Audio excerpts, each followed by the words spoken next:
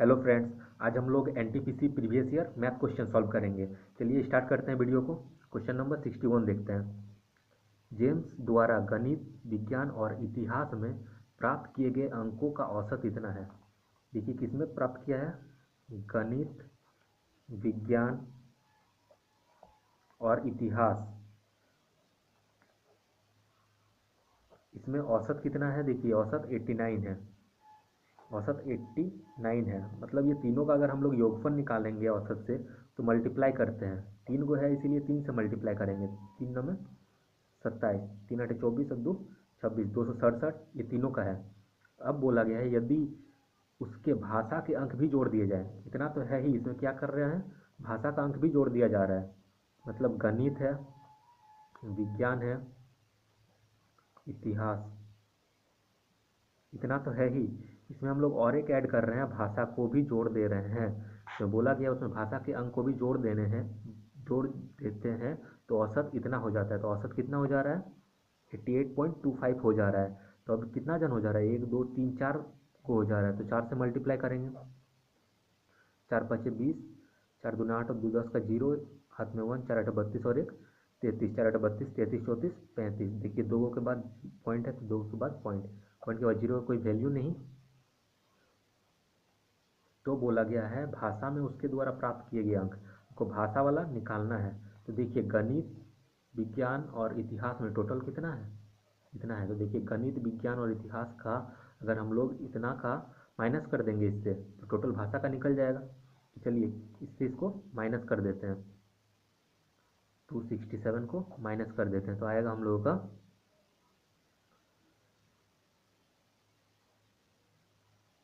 86। ये हम लोगों का आंसर आ गया। देखिए 62 नंबर देखते हैं।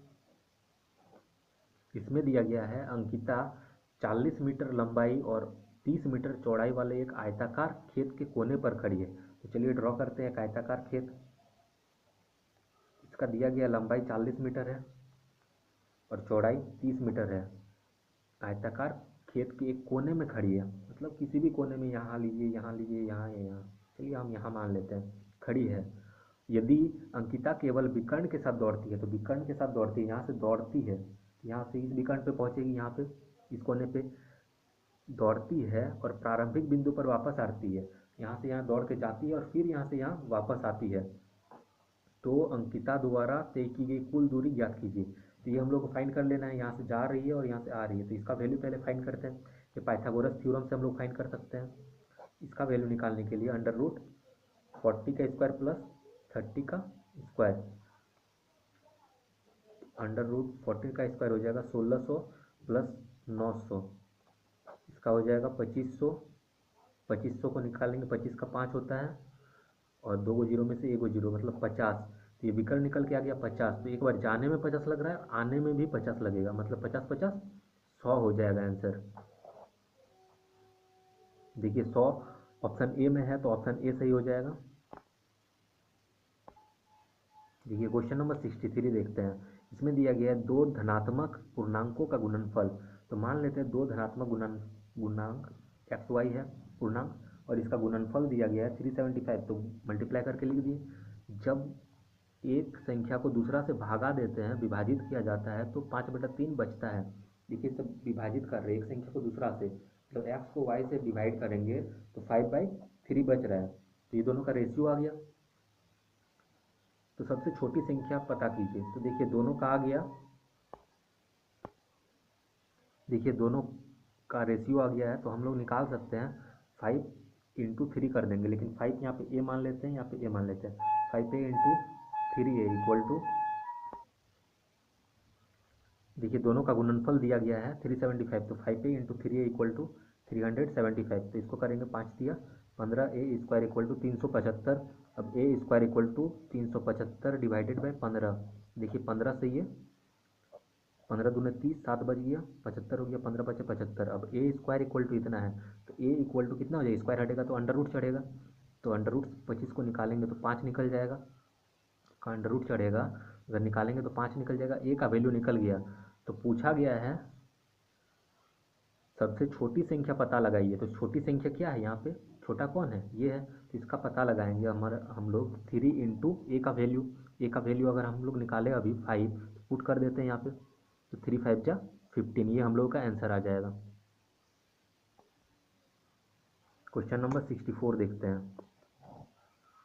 इसमें दिया गया है इतना इतना इतना, ये दिया गया है वैल्यू, और इसमें पूछा गया है एकदम भिन्न को चुनने, जो इसमें से एकदम ऑड है उसको चुनना है। तो एक दिया गया 15/20, फिर एक दिया गया 48/60, एक दिया गया है 21/28, और एक दिया गया है 75/100।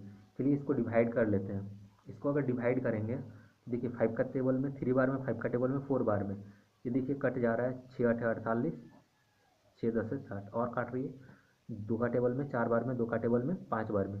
ये देखिए 7 या 21, 7 चौके 28, 25 या 75, 25 चौके 100। देखिए सब में सेम है, इसमें भी 3/4 है, इसमें भी 3/4 है, इसमें भी 3/4 है, इसमें देखिए 4/5 है। तो ऑड ये हो गया, यही आंसर हो जाएगा। आंसर क्या होगा 48/60। ऑप्शन बी हम लोगों का आंसर सही हो जाएगा। क्वेश्चन नंबर 65 देखते हैं। इसमें दिया गया है एक मशीन के निर्माण में मूल्य की सामग्री श्रम और अतिरिक्त खर्च के बीच में बटा गया और उनका अनुपात 5:3:1 है। यदि आवंटित किया गया अतिरिक्त खर्च इतना है तो मशीन का मूल्य ज्ञात कीजिए। देखिए मशीन के निर्माण में मूल्य की सामग्री है,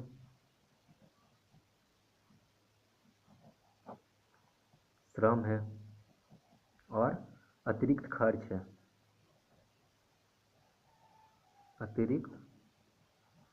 ये तीनों का अनुपात दे दिया गया 5:3:1, ये दे दिया गया है। बोला गया है यदि आवंटित किया गया अतिरिक्त खर्च इतना है, तो अतिरिक्त खर्च का रेशियो क्या है, देखिए 1 है, और ये दे दिया गया है, इसका वैल्यू दे दिया गया है, कितना है 149500। तो बोल रहा है तो मशीन के मूल्य का पता करें, तो मशीन में टोटल कितना खर्चा हुआ है। टोटल खर्चा देखिए कितना हो गया, 5 3 8 और एक 9।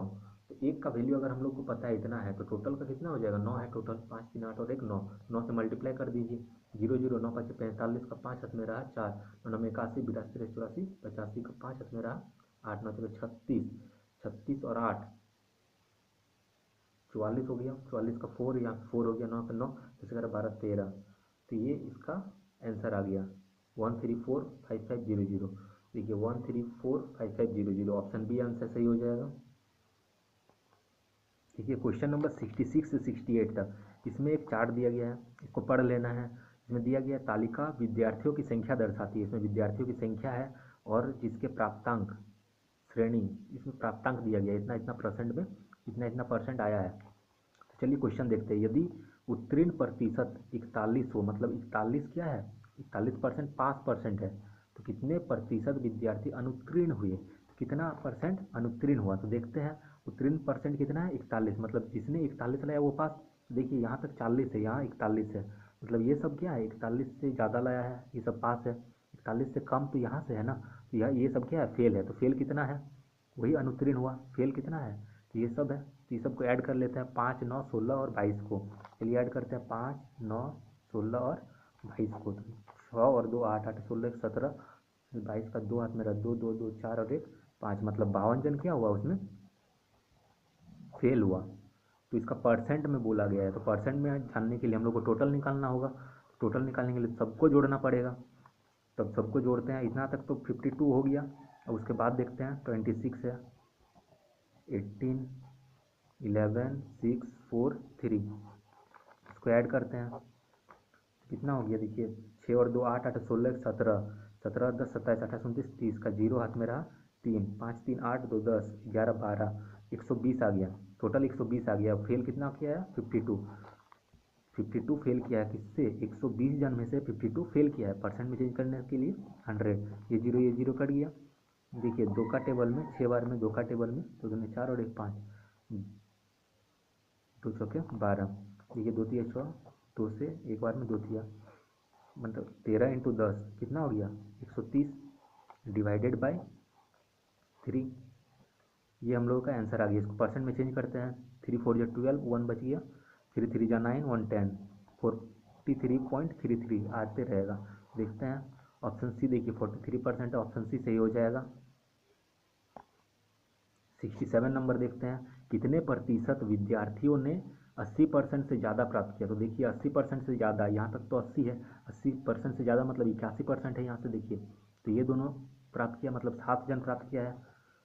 परसेंट में बोला गया है, तो परसेंट में चेंज करने के लिए टोटल कितना था, 120 था। ऊपर वाले में हम लोग अभी निकाले टोटल, तो परसेंट में चेंज करने के लिए 100, 0 0 खत्म, 70/12।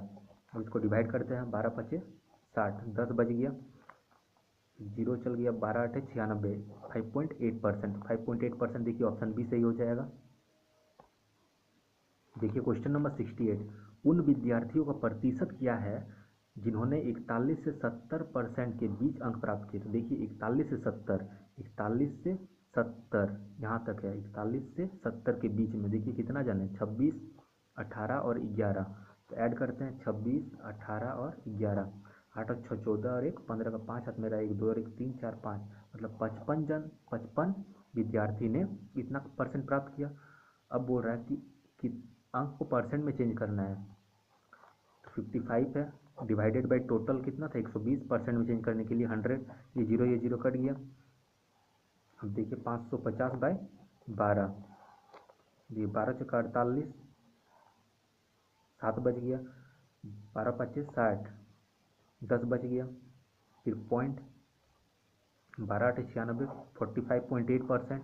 45.8% ऑप्शन बी में है, तो ऑप्शन बी आंसर सही हो जाएगा। देखिए क्वेश्चन नंबर 69, इसमें दिया गया है एक रहने वाले फ्लैट की कीमत में प्रतिवर्ष 15% वृद्धि होती है। यदि वर्तमान मूल्य इतना है तो 2 वर्ष बाद कितना होगा। चलिए तो वर्तमान मूल्य लिख दिए, 1 2 3 4 5 6 को जीरो है, 3 2 5 और 1 6 को जीरो है। तो 15% प्रतिवर्ष वृद्धि होता है, तो एक वर्ष में 15% बढ़ रहा है, तो 115 हो जाएगा। 100 मानते हैं तो 100 अगर मानते हैं तो 15% वृद्धि मतलब कितना, 115। 2 बार बोला गया है, 2 वर्ष बोला गया है, इसका मतलब 2 बार लिखेंगे, 115/100। जब इसको कैलकुलेट करेंगे तो हम लोग का आ जाएगा 7935050,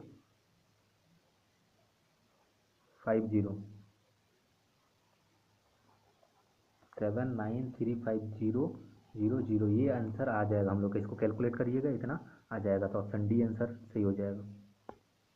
क्वेश्चन नंबर 70 देखते हैं, कुछ नहीं है, कैलकुलेशन दिया गया इसमें 0.000825 डिवाइडेड बाय 0.05, ये पॉइंट हटा, मल्टीप्लाई 100, ये पॉइंट हटेगा, मल्टीप्लाई 1 2 3 4 5 6 को है, 2 2 4 2 6, देखिए ये 2 जीरो, ये 2 जीरो कट गया, 5 का टेबल में इसको काटिए, 5 के 5, 3 बच गया, 5 छः 30, 2 बच गया, 5 5 25, कितना बचा 165 डिवाइडेड बाई 1 2 3 4 को जीरो, 4 को के बाद पॉइंट, 1 2 3 है, 4 को के बाद पॉइंट, तो ये आंसर आ जाएगा हम लोगों का।